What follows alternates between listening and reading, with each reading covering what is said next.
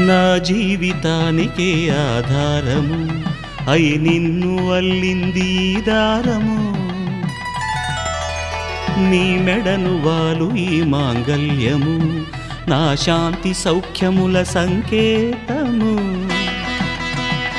ఈ సూత్రముతో నీవు చిరకాలము వర్ధిల్లితే నాకు అది క్షేమము ఓం ధ్రువంతే రాజా వరుడో ధ్రువంతే బృహస్పతిః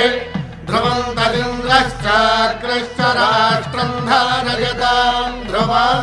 ఈ జన్మలో ఇంక విడని ముడివేసి కలిపారు దేవతలు దివి నుంచి చూసి